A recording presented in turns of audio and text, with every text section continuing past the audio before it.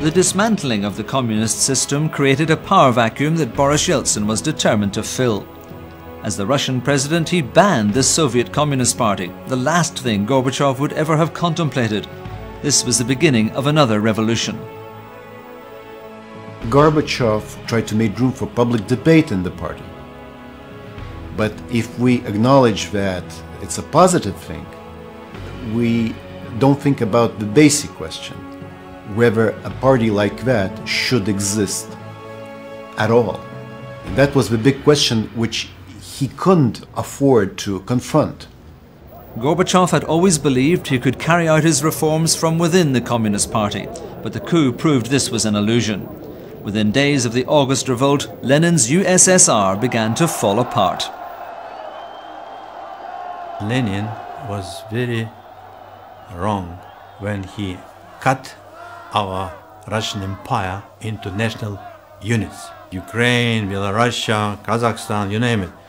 These were the places where national party elite decided to go it alone, decided to keep all the riches, so to say, and the power to themselves. So the Soviet Union started to be disassembled. Bowing to the new realities, Mikhail Gorbachev found himself working with Boris Yeltsin to persuade the Soviet Congress to vote the USSR out of existence and replace it with a looser union giving real independence to the Soviet republics. On the 12th of December 1991, at the press of a button, the Soviet Union was brought to an end. The people's deputies returned to their republics to run their own affairs.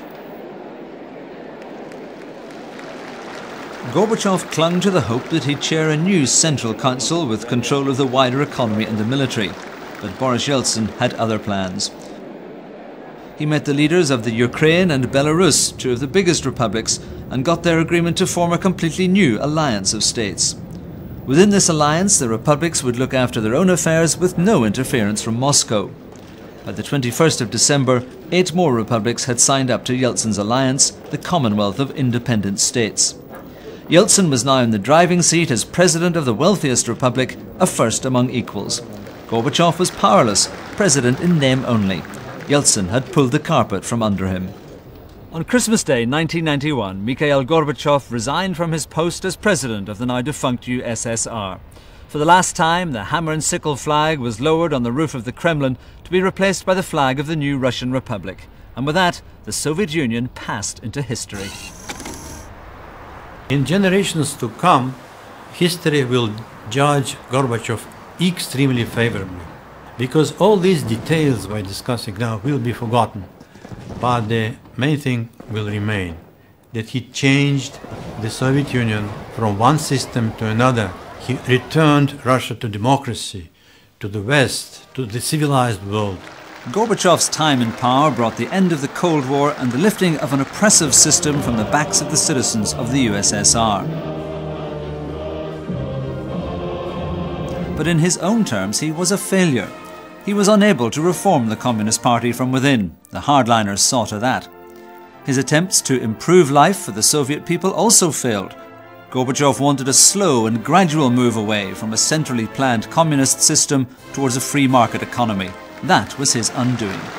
By 1992, the transformation of the former communist USSR into a commonwealth of capitalist states had begun in earnest. In a period of just 6 years, the ideas that had been supposed to reinvent the Soviet Union, glasnost and perestroika, had instead brought it to an end, and with it the career of Mikhail Gorbachev. The future of the new Russia now lay in the hands of Boris Yeltsin.